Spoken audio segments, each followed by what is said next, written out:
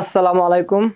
SSC 27 এবং 28 ব্যাচের অগ্রিম স্টুডেন্টরা, তোমাদের জন্য ভাইয়া তৃতীয় অধ্যায় আইসিটি সংখ্যা পদ্ধতি এবং ডিজিটাল ডিভাইসের একদম ফুল একটা ফ্রি কোর্স তোমাদেরকে আমি আমার পেজে দিয়ে দিচ্ছি।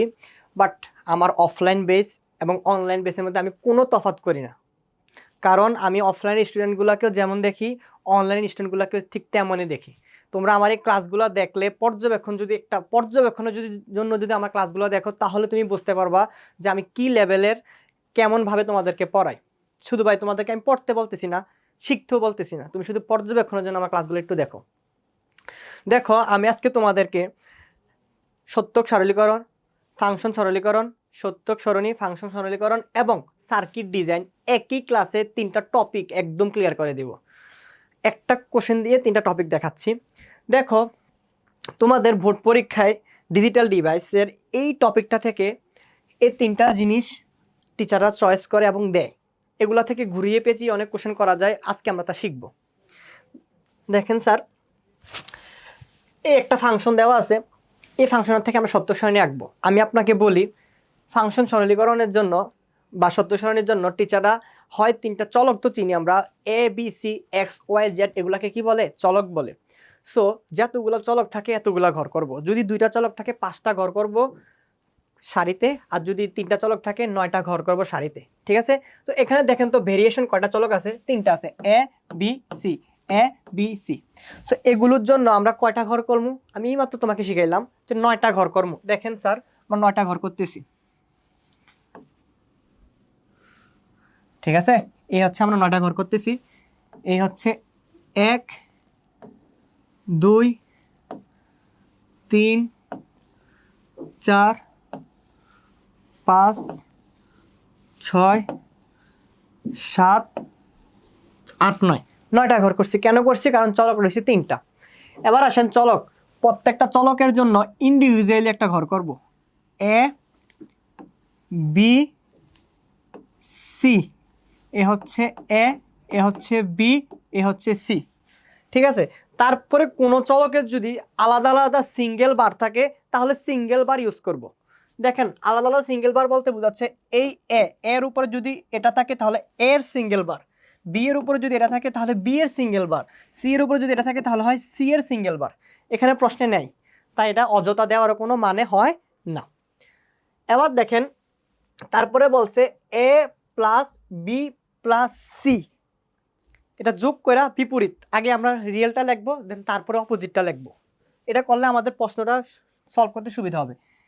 এ প্লাস বি প্লাস সি, এটা কইরা তার পুরোটার বিপরীত করতে বলছে, তাহলে এটার বিপরীত করি। এ প্লাস বি প্লাস সি। ওকে, ফাইন। আচ্ছা, তারপরে দেখেন বি এবং সি কে গুণ করতে বলছে। বি এবং সি কে গুণ করতে বলছে। ভাই ভাঙ্গা ভাঙ্গা করার ক্যাপাবিলিটি রাখবা, তাহলে তোমার অঙ্কটা ভুল হওয়ার সম্ভাবনা খুবই কম থাকবে। তারপরে দেখো এ প্লাস বিসি, এটাকে কি করতে বলছে? যোগ করতে বলছে। দেন তারপরে এটাকে আবার বিপরীত করতে বলছে, এ প্লাস বিসি বার, দেন তারপরে হচ্ছে ফাংশন। অ্যান্সারটা পুরোটা। হ্যাঁ, তা এবার আমরা আসি শিখি।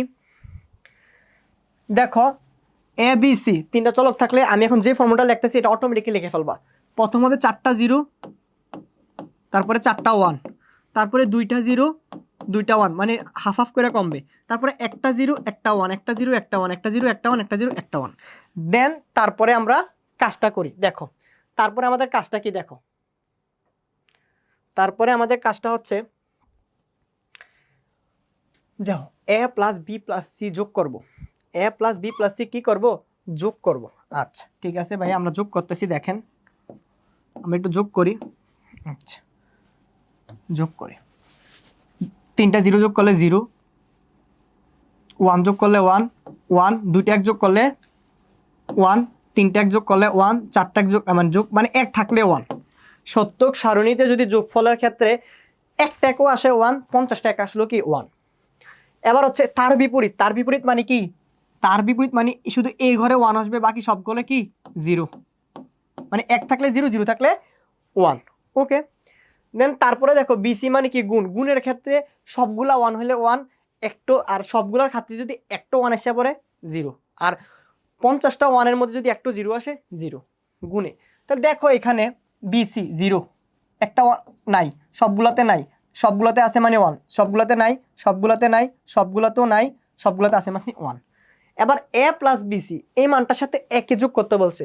এই মানটার সাথে যদি 1 যোগ করি 0 0 0, একটা 1 আসলে 1, এ হচ্ছে 1 1 1 1, বুঝছি। দেন এটা হচ্ছে এবার তার বিপরীত মান লিখতে বলছে 1 1 1, আর এই ঘরে হবে কি 0। দেন ফাংশন হচ্ছে এই মানটা এবং এই মানটার যোগফলটা হচ্ছে আমাদের মেইন ফাংশন, এটা না, এই মানটা এবং এই মানটার যোগফল। তো আমরা করি, আসেন 1 1 1 0 0 0 0 0, এই হচ্ছে আমাদের সত্যক সারণী। এগুলো পরীক্ষাতে 3 মার্কের জন্য আসে, একটু বুঝে বুঝে করার চেষ্টা করবেন, তাহলে আপনারা পারবেন।